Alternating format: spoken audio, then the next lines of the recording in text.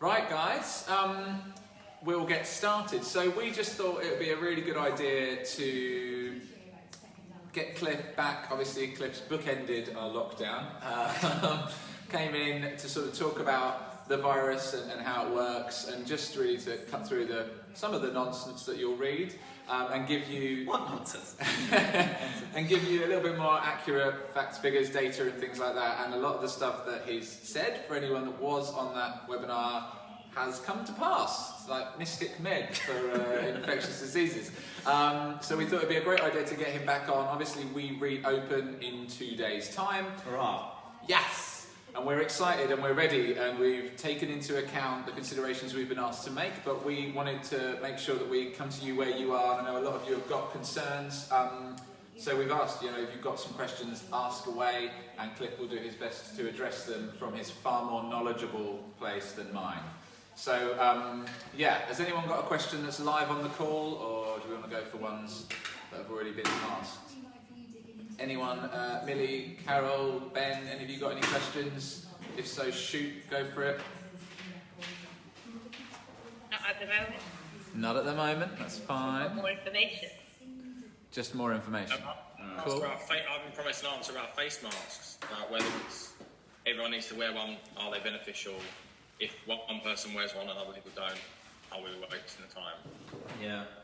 So the thing with face masks is, as you would have seen, like over time, it's constantly changed, right? The narratives have changed around them. So you have the World Health Organization saying, look, not only should you not wear a face mask unless you're obviously caring for someone who's primary care, right, who has the illness and you're in that space with them directly, right?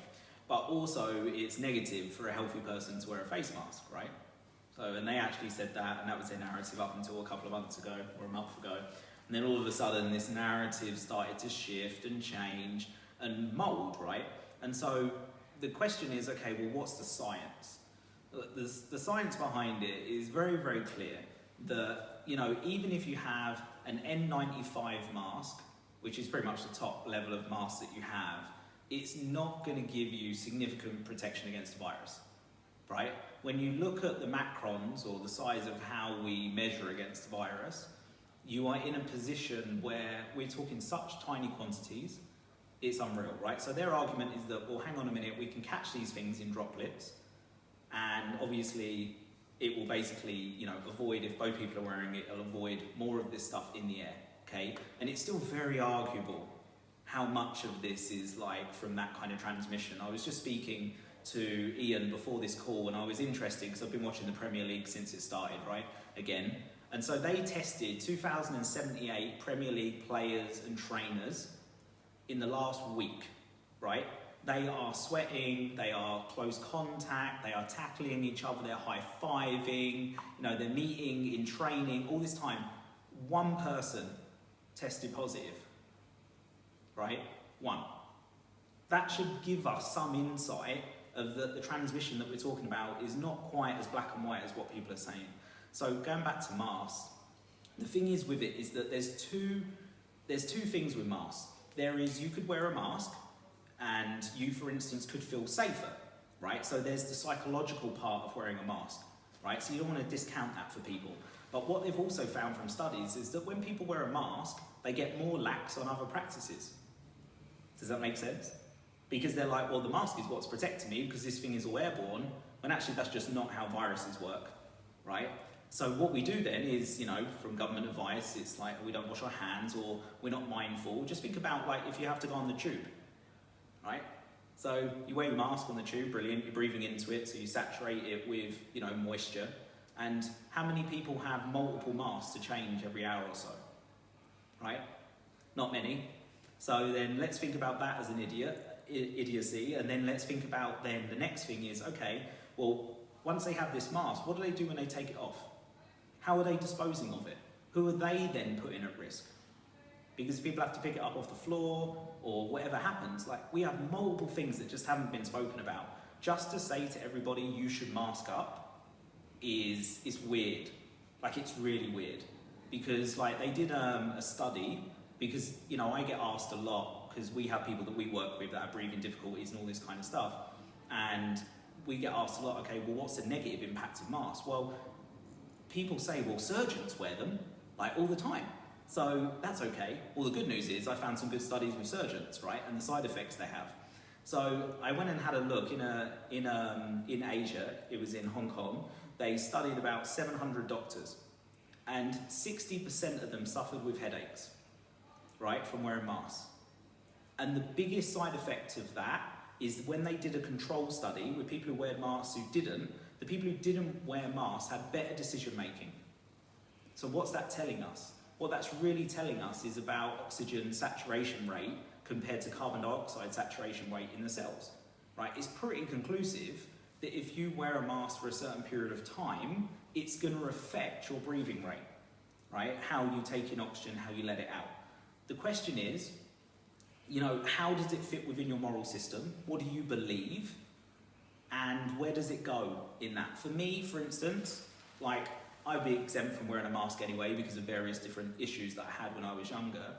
But the reality is, if we fall for this, my worry is there is nothing being written into law when it's going to be taken away. That's my worry, right? So it's more of a human rights worry than it is a physical virus worry, because we have to put this in perspective. If you go on the NHS website, this is available to everybody, right? So if you look at the total death rate in England, we're at 0.0064%, right? Because risk is by people died via population. So for something that's 0.0064%, why are we doing this now? When infection rates are at the lowest they've been, when deaths are at the lowest they've been, when you're in a point of time when this is not gonna be in that kind of spread. Like, what we're not doing is anything proactive. We're not looking at our immune systems. We're not hearing anything about moving our bodies, about eating better, about reducing alcohol, which has spiked during lockdown because everyone's depressed, losing their jobs or being furloughed, right? We're not like talking about any of the practical things that help people. So like, I understand the discussion with masks and all this kind of stuff, but I think it's lost, if that makes sense. Like, and I think that's where we're getting it really wrong. That study, Cliff, with the surgeons, is that just since coronavirus, or that's just generally in their jobs? No, it's generally in their jobs. So basically what they did is they, there's a few different studies. There was one that wasn't as relevant. So they took doctors that were pregnant, so staged in their second trimester, and they looked at oxygen saturation rates for ladies that are pregnant. All of them had diminished saturation rates, right? That's not just some, that's all. And for someone who's pregnant, for instance, that's a big issue. Yeah. Because obviously when you're carrying a third party, like, these things we should be talking about, but they're not. And the problem is the inconsistency of all the information. So like, for instance, right now, it's like, okay, well, I'm gonna wear my mask, so if I go into prep, do I need to wear a mask? It's a shop, in theory, right? And you can sit in prep where you don't have to wear a mask because that's seen as hospitality. But if you get takeaway, you have to go in wearing a mask and leave wearing a mask. Do you see what, like, it's ridiculous, a lot of the stuff that's going on, but it's just not being questioned. So, you know, on the health side of it, there are pros to masks, right? It's not that masks provide no protection. That isn't true. But the question is it the right step at this time to be taken with everybody? And from the data, it's no, like, not even close. And just to follow on from that, because I think a few people I've heard were talking about this, saying, you know, the reason why they're bringing the masks in, their justification for it is that obviously we've been in lockdown, therefore we haven't been in close contact with each other, so enable us to go back to gyms, to shops, to those things, to wear a mask to reduce the rate of infection. You know, what would you say to those people that are asking that question? Because that kind of justifies why it's happening now. Yeah, absolutely. And I think, you know, it's a valid response from a logical perspective. Does that make sense? But everything we do should be based on data and science. And that isn't what we're seeing. That doesn't make any sense. The reality is, if they really wanted to be proactive in you having the best chance of not having infections or issues, they would have given you all the guidelines to be healthy from day one when they locked everybody down. Does that make sense? And so that just hasn't occurred. But the reality is, what you're facing now is reactive measures. Yeah. Like, they always say, and especially the UK have been terrible for this, we've been guided by the science, right? That's all you hear, you know, from Hancock and blah, blah, blah. We've been guided by the science. Well, what science are you guided by? Is it the science that fits your paradigm, or is it the science that is the global data? Because if you really look at it, and I spend all my time in research, like that's pretty much what I do. I'm just that kind of geek, right? But the reality is that isn't what's being reflected. There's so many people that have come out. So far, there's over 3,000 doctors, nurses, emergency care professionals that have come out and said, what we are seeing is not represented in the news, is not represented in the media. Why don't you see any of these people on TV? Why do you see them in the BBC? Why do you not see them on the news? Right? Because they will use the argument, well, they're just one person. Right? This is how they always go about it. They go, well, you can't have that.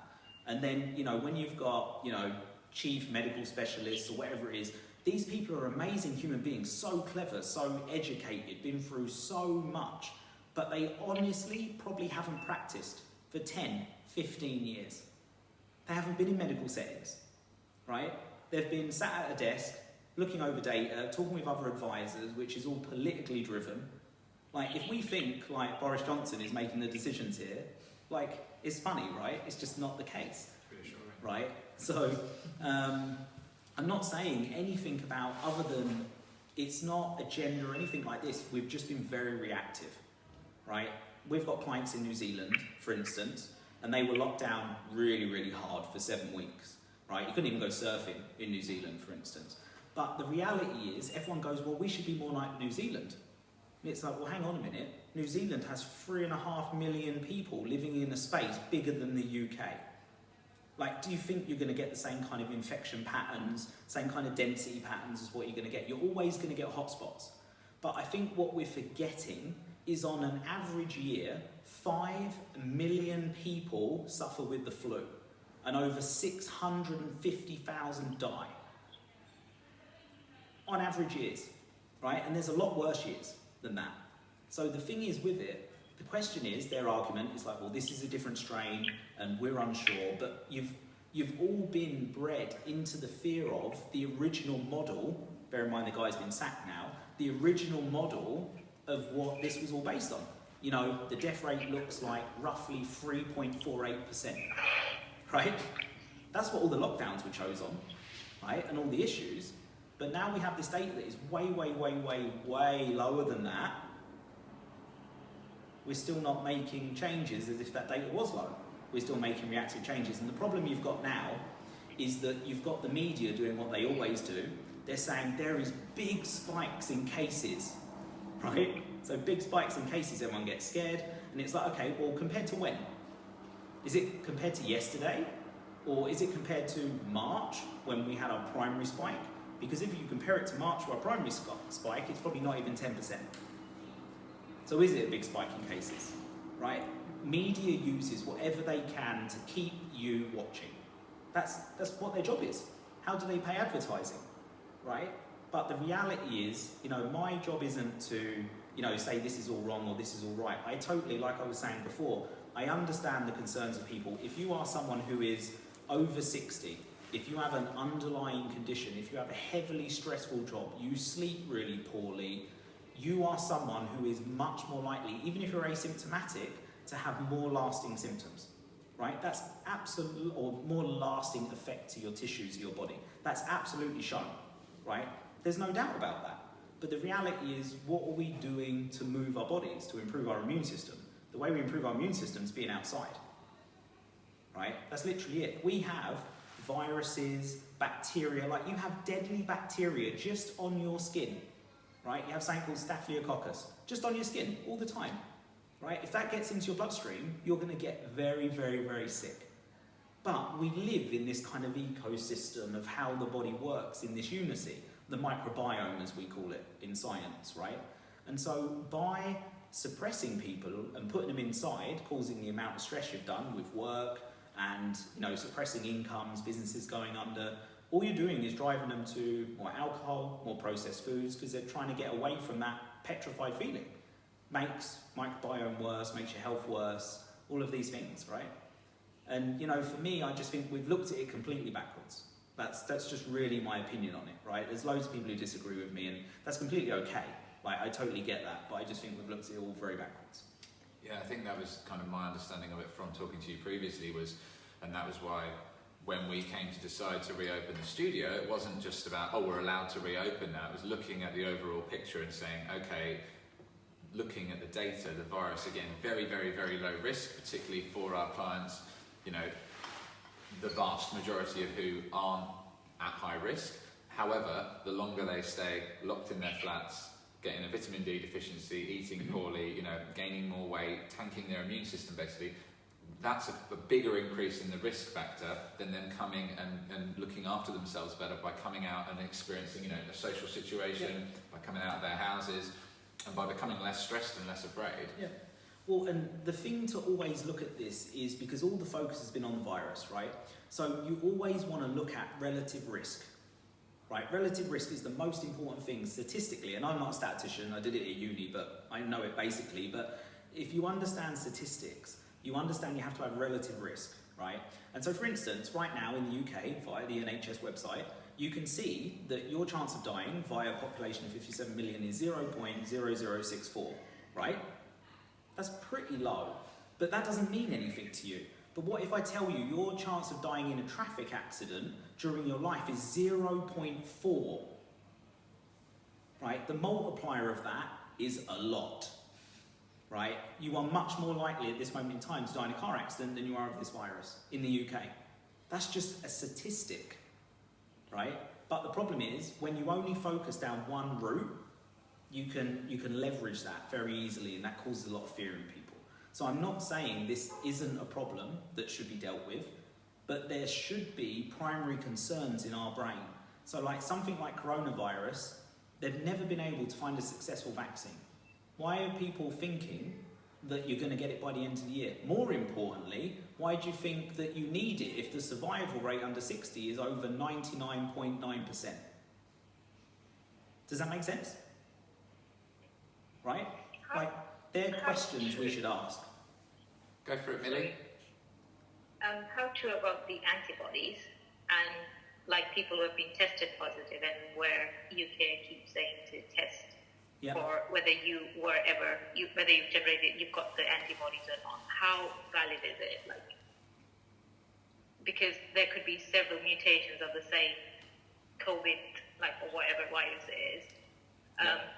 How does that really work? And is it really something that should be measured or people to look up to? Because when people say, oh, I've already was positive once, I've got the antibodies, does that mean they just relax with everything else? Like, it's just fine, you live another life, is like, and in that way, maybe we'll lose some population, but then the remaining will just live because they survive the virus. I don't think that's how it works. But what's your... You make a great question. Antibodies is obviously a natural part of your immune system, right? So this is a response that we make in order to something we're exposed to. And so antibodies are only really one part of that whole equation, right? It's not just decided by antibodies. But the biggest thing we have to bring up is the testing they're using, which has a 30 to 50% fault variation, right? That's the biggest worry we've got. That's the test, right? And the test they were using before that to diagnose cases was PCR, right? Which is basically taking a clump of genetic material and then basically saying, well, if you have this part of genetic material, then you'll test positive, right? Even the founder of that test came out and said, this test should not be used for infectious disease. It's not accurate, right? When you have a virus, this is the most important thing, and this didn't happen. When you have a virus, there are 4 things you have to do to know that it's the virus that absolutely is causing the problem. Okay, so you have to be able to take this genetic material, you have to be able to extract the genetic material of the virus out, you have to then implant it into someone and see the response, and then you have to be able to then implant it into someone else and get the exact same responses you're looking for, right? This is how we know that the virus is doing that and not something else, right? So this hasn't happened, right? They haven't done this. So they're now getting to genetic testing, which is fascinating. If you want to look up a guy called Brett Weinstein, he is an evolutionary biologist. He is someone who studies genetics at a base level of biology, and what they're seeing with this virus is that the base level pairs of this virus are different to normal viruses. And what does that mean? Well, it means it's been messed with. It means it didn't come from nature. That's pretty much like within all the evolutionary biologists that are out there, that are not in the mainstream media, they can't say 100% because they haven't done enough research on it yet. But basically, if you look at genetics, you have different pairs of arginine and different ways that things go together. So if you look at it, and you can go and look at what he's talking about, he said, look, we can't be anything for sure. But he said, if you look at the base pairs of the genetics and you look at what's going on, he said, this is like something we haven't seen, right? And when things come from nature, they evolve. It's quite easy to see how things evolve over time, right? And how they make their mutations. When you see something you've not seen before, that isn't something that comes from nature naturally, right? The backstory is BS, for sure.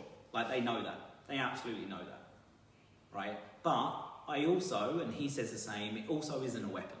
It's not like the conspiracy of in like, we were trying to release this on purpose, China's against the world, all this kind of stuff. It's much more likely because there's a lab in California, Carolina and Wuhan, and they all work together on infectious diseases, right? They all fund each other and they all work together. These labs all are constantly working on different viruses, right? And so the thing is, the likelihood of something getting leaked or let go is quite high. It's happened loads of times before. Does that make sense? So the thing is with it is, you know, should we really just focus on antibodies? Like, antibodies are a natural response to our immune system, and we're going to have them. We all have antibodies for a long time after being exposed. Does that make sense? Like, this is kind of my speciality here. I work a lot with autoimmune. So antibodies is the thing that I see a lot of with people, right? And so the thing is with it is antibodies are one part of that story. But then you've got so many other parts of the immune system that play a role in it. So if you have antibodies in someone who's pretty healthy and their immune system isn't overly active, then yeah, it could provide a protective mechanism for someone. But if you've got someone who's got antibodies, but for instance, they've got poor underlying health, how much protective will it provide anyway? Probably not as much. And let's be honest, it's going to evolve. Everything evolves. So, you know, the thing is, will one vaccine work? Well, no, of course not.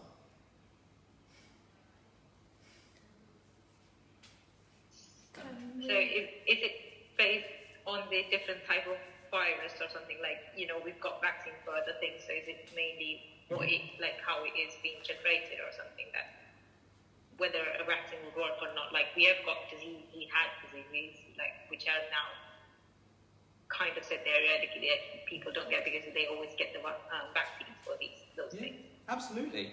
You know, the thing is with it, like from a point of view of like people say about pro-vaccine, anti-vaccine, all this kind of stuff, and they kind of do that to try and pigeonhole people into their belief systems. And I'm like, if I get a room of people, I'm like, right, hands up, like I did this in America. I said, hands up, who is anti-vaccinations, right? And in California, quite a few people put their hands up, right? It's obvious, right? And then there's obviously, I was like, hands up, who is pro-vaccination? And then some put their hand up, and I said, cool. I say, how many of you want your children to be healthy? Right? All of them put their hand up. And I'm like, so you all want the same thing, but you're picking an argument and making the other person wrong. It doesn't make any sense, right? Why don't you just focus on helping your belief with having your children be healthy, however you think that to be, right? There is no shortage of science with regards to vaccinations, with regards to the positive effect with things like polio, for instance, and all this kind of stuff. But you also can't forget that the biggest reason for infectious disease is poor sanitation, right? If you want to know a scary fact, go to pretty much any tropical country and you'll have plus 90% of that population all have one or more parasite, right? How many people talk about parasites in health, right? Parasites are probably the most dangerous thing we don't know about in health, right? And so, where do these things hang out? Well, they hang out in places with poor populations. Like, for instance, in India, if you go to the slums, you're pretty much going to find plus 90% of them have parasites, right? You think of water cleanliness, if you think of what they have access to, same in South America, places in Africa, But because of other things that are occurring within their environment, their microbiome, all these kind of things, they don't necessarily all just drop down dead, right? That's not the way the world works, because we're made up of all these different, I'll give you an idea. We as humans, we think we're so important. So we have about 23,000 mammalian genes. Okay, so our genome is about 23,000, give or take. Some argue 21, some say 25, but it's roughly somewhere in the middle, right? That makes up roughly 10% of all the genetics on our body. The rest of the genetics is all bacteria and viruses and parasites and all these things. The question is, who's steering the ship, right? And so I think this is where we've lost proportion of everything, because we've always lived in harmony of these things, but there's certain things that expose us to much worse health than others. So poor quality of water, not sleeping well. We know sleep deprivation increases pretty much every incidence of illness in someone. Being nutrient deficient, having malabsorption. All of these things massively affect people's health in a negative way. Like, your body will have no problems with a virus, for instance, like this one, if we're doing the right things daily.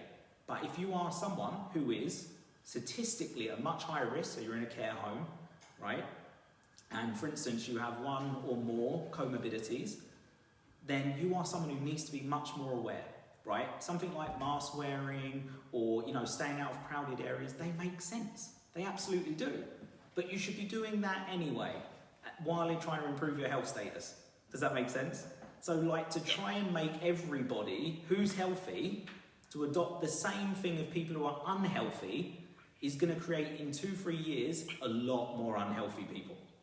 Yeah, we were talking about saying, we're saying, right, we don't want to be in a crowded tube train because that'll increase risk of transmission and potential local spikes. Mm-hmm. Then you say to everyone, okay, go and cycle to work. Then you've got 50 to 100 people dying on the roads off their bike, but they didn't get COVID. So it's again going back to relative risk. You have to look at, and not even forgetting that the biggest toxin that we know of is diesel fumes. Yeah. Right? In human physiology, one of the biggest toxins we know of is diesel fumes, because it stops toxins getting into your cell to being detoxified. It physically blocks detoxification. We know that in science. That's been proven over and over again. They did a massive study in New Jersey showing they basically had a toll booth where lorries would idle, and they took one of the smaller subsects of New Jersey and tested them all for breathing difficulties, asthmas, all these kind of respiratory issues, and it was 70+% of the population, right? They made that barrier automatic, so just drive up passes. Within 2 years, follow-up studies showed it had reduced by 50% symptoms, right? But we're not talking about any of this stuff because it's just the virus we have to be worried about, right? For me, it's nuts. Yeah, absolutely. And I think, with regards to coming into train and being in a place where it's an enclosed place, just really consider, going out and going to supermarkets, right? Have all the people that have packaged the merchandise, had all the proper PPE, had all the sterilisation, right? Have all the delivery drivers that are taking it from pallets and putting it into lorries that are really clean and put it into their things, right? Then the person who unpacked it, put it on the shelves. Were all of these people wearing all this PPE stuff? No, of course not. We've been exposed all the time. One of the lowest infection rates is in London. How's that possible? 7-8 million people here? But it wasn't because everyone was observant in London, right? Because what Londoners are like, not the case. So the thing is that it should tell us whether it's totally about herd immunity or whether it's about other factors as well. We have to get out of the scare mindset. If you're coming to train... Hey, I told you on. Buddy, come here. Oi. There's someone I don't like, Daddy. I think it's just a bag, actually. Oh. So, if you think about, again, it's all about relative risk. Are you at more risk if you stay at home, eat junk food, go to bed late, not basically be in a position where you're looking after yourself, compared to if you come, move your body, all the benefits of, your lymphatic system, all the benefits of, natural waste removal of your body. I think it should be pretty obvious. Yeah. Apparently not. So we've got a few questions from people in the group as well. But one of the things, I'm just going to try, I think we've lost our Zoom connection. I'm going to try it on my laptop. We've got Facebook still. Belt and braces. On the wrong one there. Sorry guys, bear with us. Love tech when it works. Technology.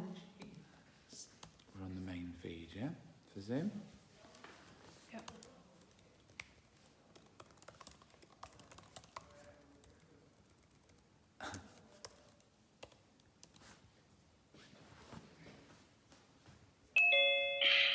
Oh, they're back anyway now. There Yes. we go. Right. Technology. Someone else trying to log in. There was one of the questions there. What was it about the I've importance read of T about the cells? importance of Yes. T cells, yeah. What are Yeah. they and how can they help? So basically, your immune system, the way to best describe this is that, like I said, antibodies are only part of an equation. So an antibody, sends a signal to the body that we need to do something, right? And so if you think about it, so when we get, I think we talked about this on the first live stream we talked about. So when we get exposed to something, maybe it's droplets through the air, or maybe you ingest something with the virus on, it goes into your gut. You've got to remember, one of the primary ways your lungs respond is via your gut-lung axis. So if your gut health is off, your lung health is off, right? Immediately, straight away. No one's, again, talking about that kind of stuff. So for instance, say the virus, enters your body and it, does its things. You have to remember, a virus is like a USB stick, right? It's not living material. It's just genetic material. It needs to be plugged into something. Like a USB stick needs to be plugged into a computer, right? A virus needs to basically have access to you as a human, your cells. It needs to infect a cell. So what happens is, if your body's doing things right, in your lungs, you have this lining, essentially, and underneath that, you have all this lymphoid tissue and these lymphoid cells, right? So if you're healthy, what your body will do is it will create this response, like B cells, okay? So B cells are essentially like calling the police, okay? And then the B cells are actually more like raising the alarm. That's probably a more proper way of putting it. If there's any immunologists in there, they'll hate me for saying this because I'm kind of bastardizing it and making it very simple. But I'm doing my best to make it understandable because it's not the most approachable subject. So basically, B cells is like raising the alarm, okay? Like, whoa, there's an intruder, someone's in my house, or something's going wrong, right? So think of that as your body. T cells are like bringing in the army, right? They're like, okay, we're going to deal with this. We're the ones who are going to take it up. So there are people that have issues signaling B cells and T cells, okay? So that's why, for instance, you're going to get different responses depending on people's different immune health. People that are on immunosuppressants, like I was for years, with an autoimmune issue, right? Then people are going to have a lot of problems. Do you see what I mean? Because you can't lift responses within bodies. And so people that are on medications, people that are, carrying like obesity is seen to have more risk right now than someone who has COPD. Right? COPD, the thing that you get from smoking chronically, right? Which is a lung issue, right? So there are so many complexities about this, but what I would say is, if you're doing the right things, like if it's a question of do I move my body or not, it's move your body, right? No one got healthier by being more sedentary. And currently science shows us we're like 75% of our day is sedentary, inside, right? And we wonder why illnesses are going up. Because we don't move. We don't get access to sunlight, for instance. And that's, that's been a massive part of the conversation about black communities, right, have been disproportionately affected by the virus. Well, why would that be? Well, unfortunately, you live in England, right? So let's consider your access to sunlight and the potency of that sunlight. You also have more melanin in your skin, which is protective. So your levels of vitamin D levels are going to be lower. Right? Absolutely. So yeah, should you be supplemented with vitamin D? Yeah, very likely. Should you be taking things like zinc, which is pretty much needed for every enzymatic reaction in your body? Then yeah, absolutely likely. Do you see what I mean? Are they going to cure anything? No, but the answer is we're way past that point, right? Like, they could have done this a long, long time ago. You know, it's the irony of someone like Boris Johnson saying we're going to wage war against obesity, looking the way he does, is rather comical, right? It's ironic. And he hasn't been very successful, has he? He doesn't look like he's changed in the last month with this real dedication. Do you see what I mean? And nothing against him. He's under a massive amount of stress, right? He's not really making decisions. He's being pulled from pillar to post. He's more worried about, you know, voter polls than he is really about anything else. Sounds sadistic, but, you know, it's really about face saving. So, you know, read the immune cells, that's kind of how you would look at it. You know, if you're doing the things, you know, what are the things that affect your immunity? Poor sleep, drinking alcohol, eating processed foods, not moving your body. All of those negatively affect your immune system. The more you do them, the worse your immune is going to be. Well, everyone knows that, but yet we don't do it, right? It's a bit like why people don't quit smoking. Because the first cigarette you smoke doesn't give you cancer, or doesn't give you COPD, or any of the potential issues. So we negate that risk in our brain.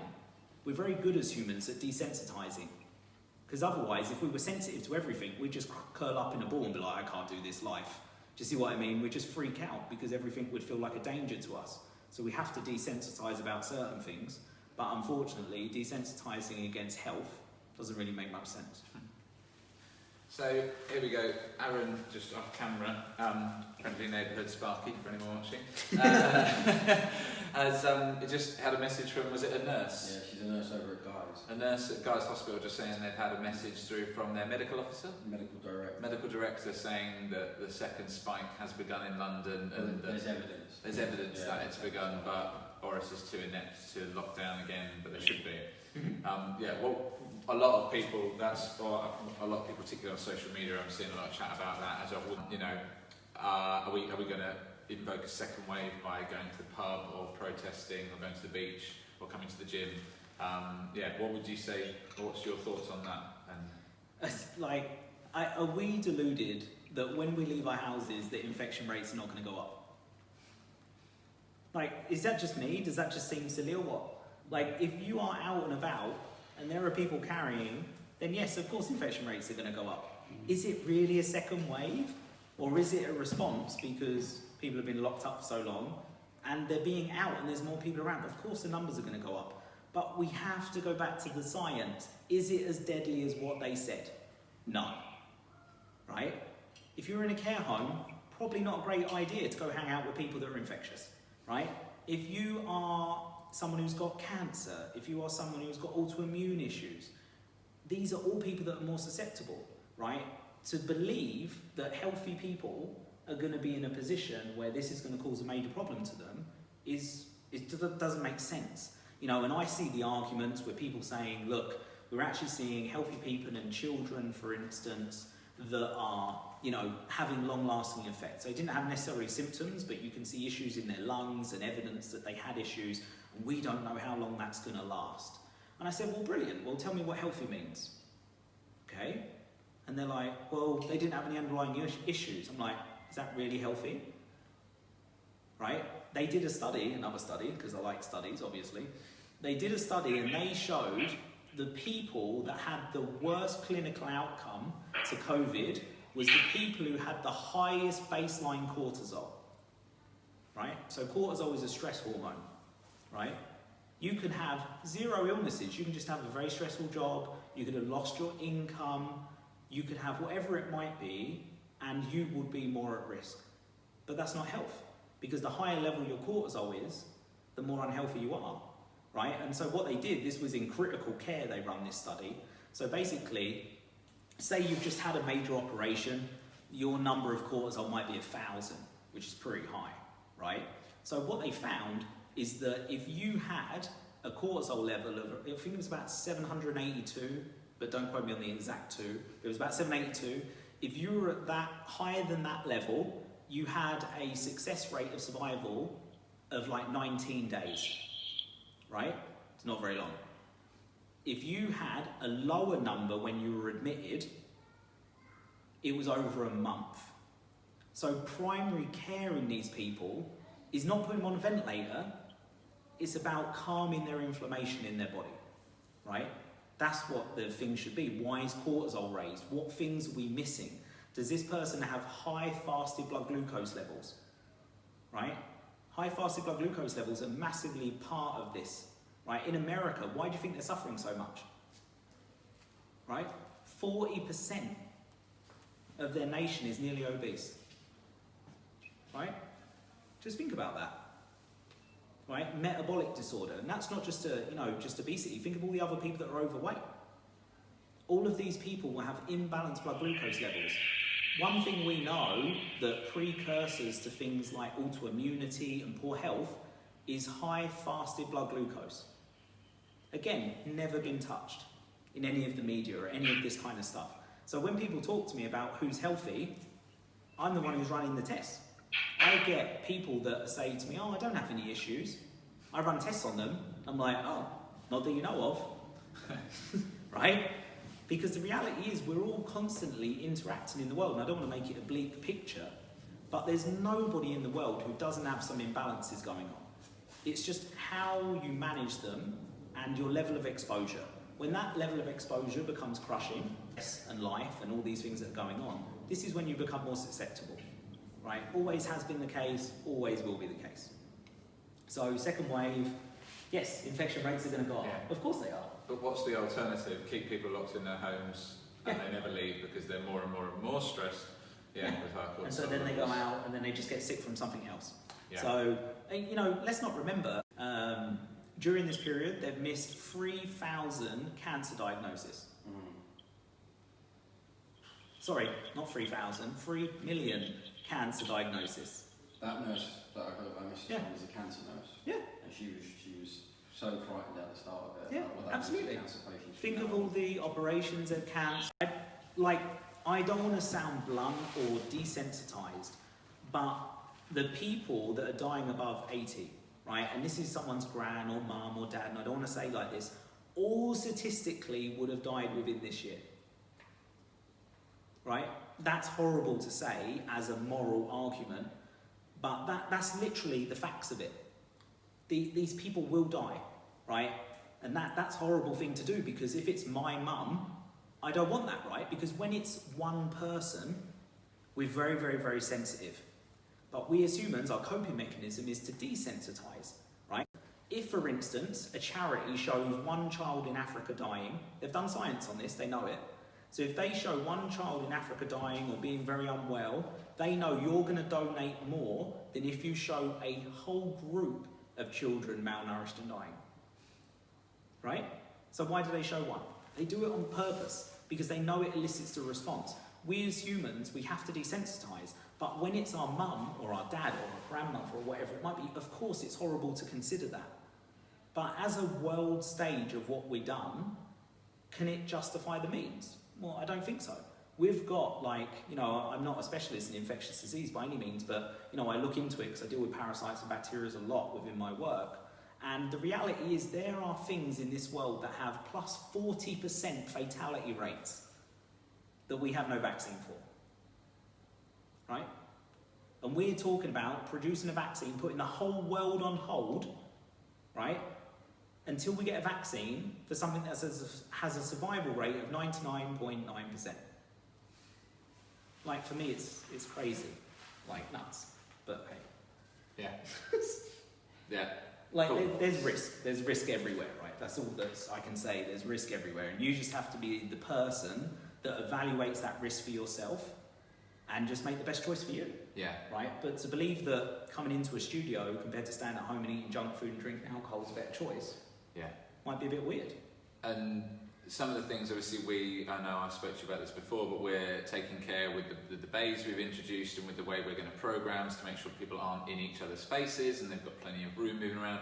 But I know some people might be concerned about droplets in the air or sweat and things like that. Is that a concern, anymore? So I know this is all framed against what we've just talked about, Yep. so it's all relative. Yep. But should people So be worried about that? there was some science that came out, and obviously all the statistics are really that are being managed in the world are by Johns Hopkins University, right? So they're pretty much, rightly or wrongly, doing all the statistics.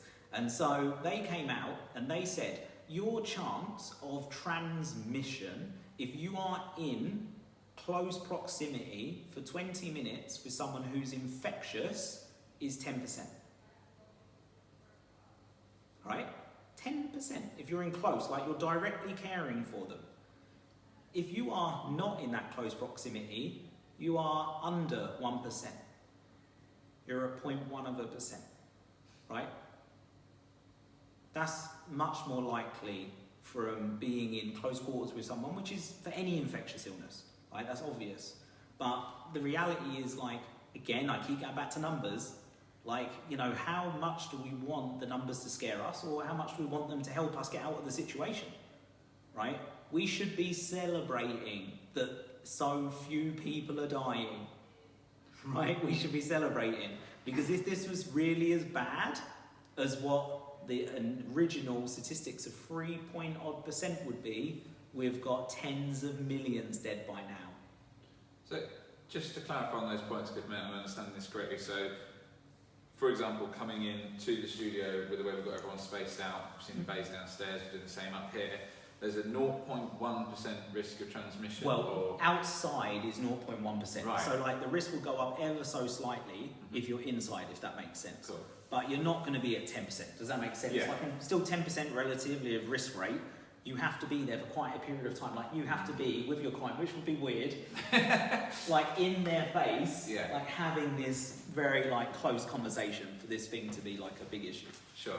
And then even if you do contract a virus, then you've still got the other fact to think about, which is of that, I don't know, say 1% chance of getting it, then you've got the 0.03, 0.06% chance of it actually, Killing you.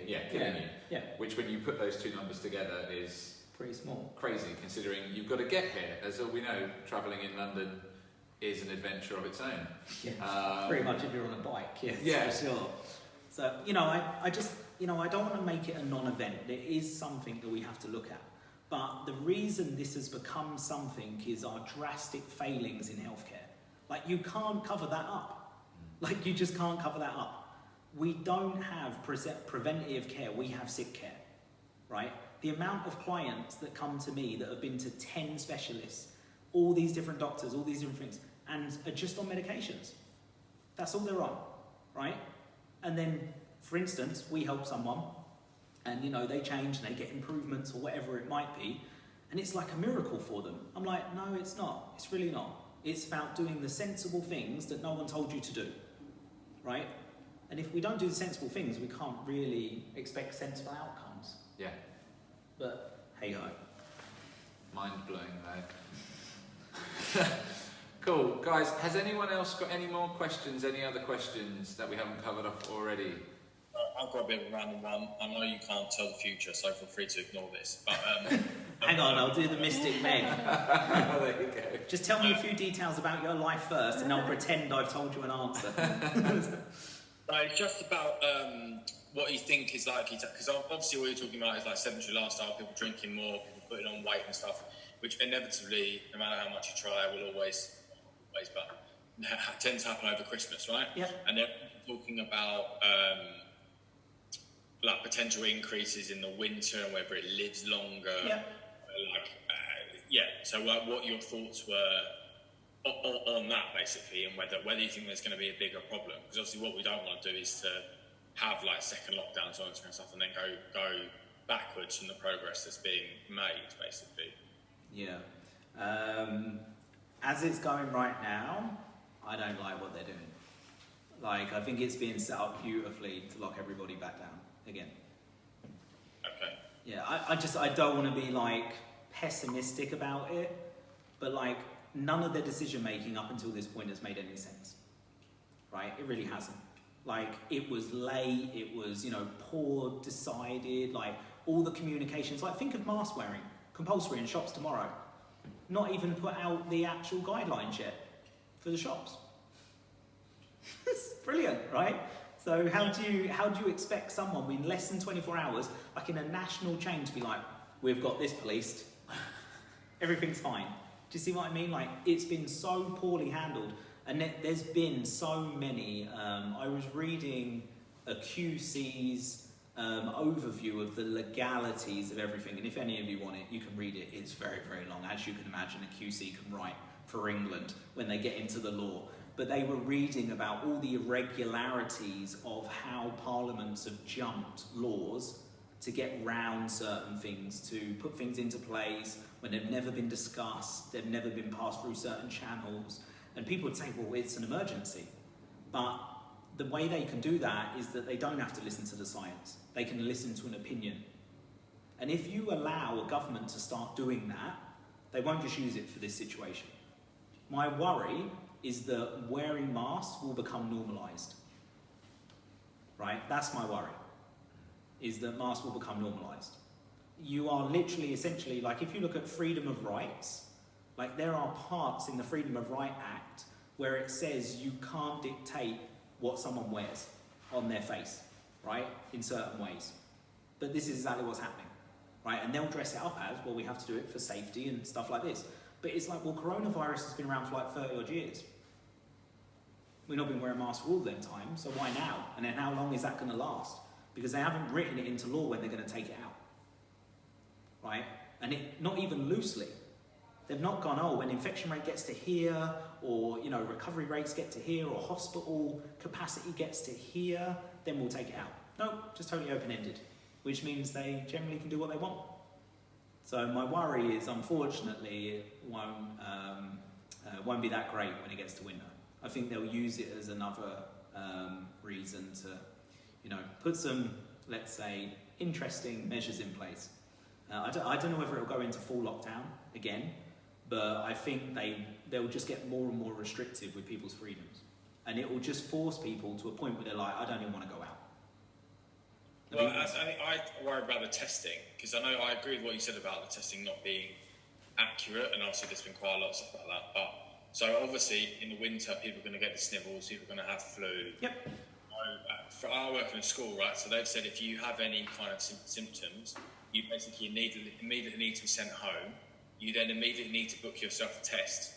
If that test comes back positive, then they basically need to track where you've been, and they can end up sending a whole year home from school and all this kind of malarkey. Yeah, so if the testing isn't clever enough to be able to distinguish between, or get it right 99% of the time, and there's going to be false positives, then it can create mayhem. Yeah. Everyone in the office is going to get this at some point. Oh yeah, and the problem is how they're counting numbers of cases as well. Yeah. Right? I won't get into that. But it's a bit naughty. Like it's not one for one, put it that way. Like it's not one person, one case. So the issue is that, what do we do? Right? The thing is with it is that, I don't know if any of you saw a guy called Simon Dolan. He lobbied a case against the government for unlawful lockdown. Okay? So he's an entrepreneur, he's a wealthy guy, he owns multiple businesses, and obviously people will say, well, he's capitalist, obviously he wants to protect his money and all this kind of stuff. But he's kind of kept it on. And he launched a website called Keep Britain Free, which is, it's two sides of the coin. And so it's having a look at both sides, saying, look, there's a genuine threat here, but does the threat weigh up into this issue here? And these are all the issues. And he's been an amazing platform for people that are working within hospitals, that are working within these places, that are not seeing the patterns that are all being repeated, to go out and speak and have a way of talking about it. And the problem is, it's a mess. It's a real mess. Especially in teaching and stuff like this as well, and schools and all the things that are going on there, it's nearly an impossible place for people to be. Because, it's just scare tactics constantly. And, it's going to affect people's livelihoods and, a lot of other things. It's where, think of all the millions of businesses that have already gone under, small businesses, and all the things that have happened, right? And, how does that happen with people? Well, more people end up on, support or government support, whatever it might be. So then, well, hang on a minute, we've spent a record amount of money out of the treasury at this time, right? Increasing the UK's debt beyond means. And it's like, well, how are we going to get that back? Well, I tell you, it ain't cutting taxes. Does that make sense? So the thing is that we can only do what serves us. And I think it's nearly, when you're working within a big organisation, it's nearly an impossible argument to have with them, because everyone is floundering and flattering around because no one knows what's really going on, right? So they're just like, well, this person tells me this, so they can admit, they can take away the responsibility. They're like, this person told me this, so you have to do that. You can't. And there's no point asking me because I don't know. I just follow someone else, right? And that's the problem we've got, especially when you get into like bigger companies, because no one really knows. And then they'll go like, well, we're just following the evidence from what we see on BBC. That's like, no, that's not the evidence, right? That's news. And so, you know, I wish I could be like, just saying to people, look, this is going to be a lot better very quickly, and you know, everything's going to go back to normal. I just don't see that happening. Thank you. What a downer, Ben. God. Well, the thing is, I think it's better to have an honest view of it. Like, I've never been someone to pretty something up. That's just not my job. Does that make sense?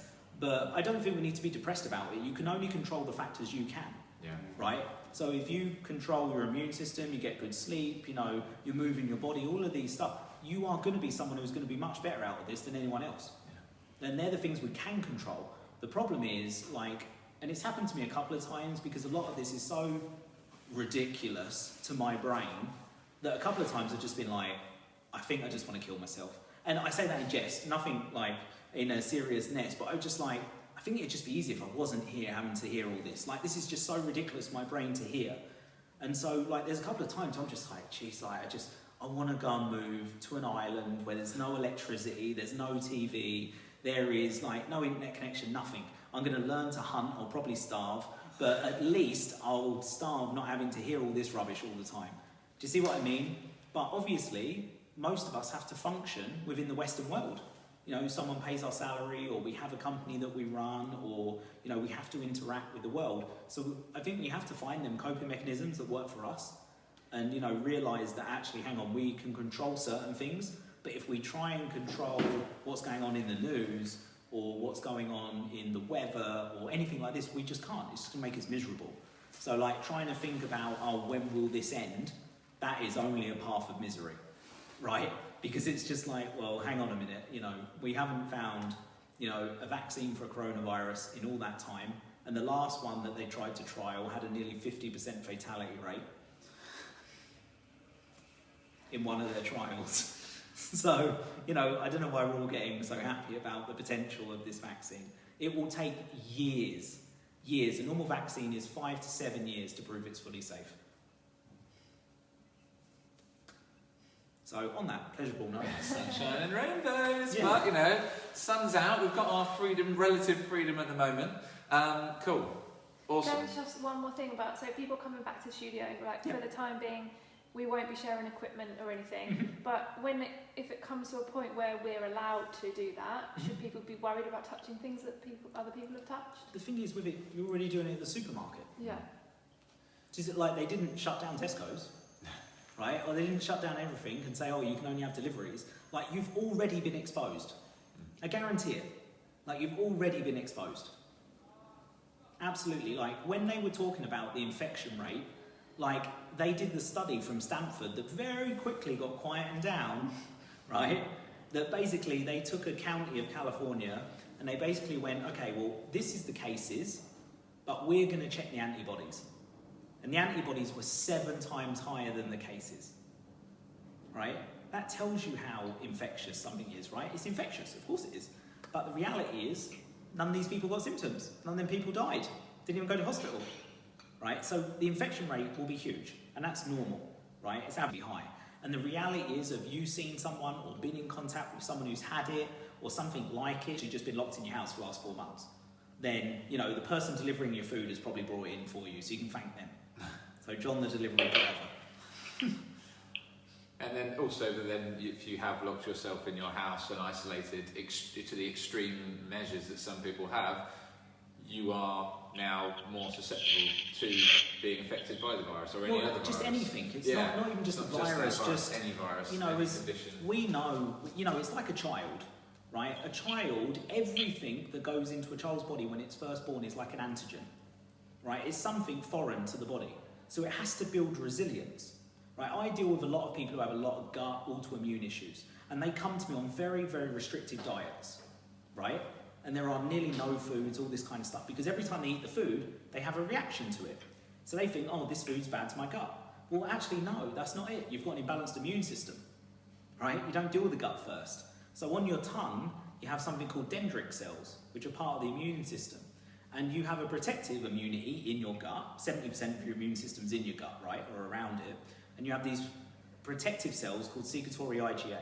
And when your immune system's suppressed, because you've not been out in the environment, you've not eaten well, you've not had a broad diversity of vegetables and all these kind of things that are good for you, move your body and been healthy, then the secretory IgA levels goes down, exposing these dendritic cells. And therefore you end up with all these food sensitivities, all these reactions, feel like react to everything. It's not the food's problem, right? It's the immune system. So you have to deal with the immune system first. So, for me, it's so important that getting back moving and like doing it in the way that these guys are doing it is insanely important. Like, it's not just because Ian's my friend. Actually, if I thought the opposite, I'd tell him. Just because He definitely would. that's just how I am. 100%. I'm not really for someone to be easily pushed in one way or another. But what I would say is, moving your body, there's much less risk of moving your body and much more benefit against risk doing that than there is about the negative. And this should always come down to statistics and numbers, right? Not someone's opinion, like Jane down the road, who's like, I heard from my friend who has another friend who apparently works in a hospital, right? Yeah. This is what we hear all the time. So just, I'm not saying I'm the trusted source, but I spend a lot of time looking at both sides of the argument, because because it's very easy to create a bias. Do you see what I mean? It's absolutely easy to create a bias. And, I talk about that all the time, and that's why I don't associate. I've studied across many, many different disciplines. And the reason I didn't stick to any of them is because they all have their bias. And that's a problem, right? So I made sure I went and looked at all the science for how deadly this potential illness was, all the studies, all the things that were coming out. I then went to look at all the people who said it's the biggest hoax in the world. And then I went to all the people, and the people you should probably listen to are either slightly left of centre or slightly right of centre, right? Generally sensible people who can understand both arguments. And so when you can do that, you can be like, okay, how does that feel for me, right? Like, I won't wear a mask, and I won't worry about it. And if people try and shame me because I'm not wearing a mask, then that's their choice. Like, I won't take it on me, it's their choice. Do you see what I mean? Because if that's what they believe true for them, then that's what they believe true for them, right? I'm not going to spend an hour every time I come into contact with someone explaining why their opinion is wrong, right? Or why their wearing of a mask is a false prophecy. If they believe it protects them, I will absolutely let them have that belief. Does that make sense? And it will cause a tiny amount of preventive measure. But let's not forget, it could also get in your eyes. So why are you not wearing goggles? Don't say it. Right? But that's true. So why are we not wearing goggles as well? Because water droplets could happily get into your eyes. So anyway, let's not go down that route. I'm going to buy some goggles for Saturday now. Please put these on. I can share it in your group. When we were leaving Cyprus on the 16th of March, we actually saw there was a Chinese guy. He had a swimming cap on, he had goggles and a full mask all the way around. And I had to take a picture, which he obviously saw and he wasn't very happy with. But I just thought, this is what fear does to people. Right? That's what fear does to people. And fear has killed more people around the world right now than what this has, for sure. Like, look at California. They had more registered suicides in 4 weeks, I think it was May, than they have in a normal year. Right? That should be things we're worried about. Yeah. Really. So, And on that note. Yes. Guys, we'll probably finish it there because we've gone over our hour. Thank you so much for tuning in, those of you that have done live. Those of you that are watching back, thanks for watching. And we'll hopefully see lots of you come in to see us next week. However, if you choose not to, that's fine too, and we'll see you online. Stay happy, stay healthy, and thanks for watching. See you all soon.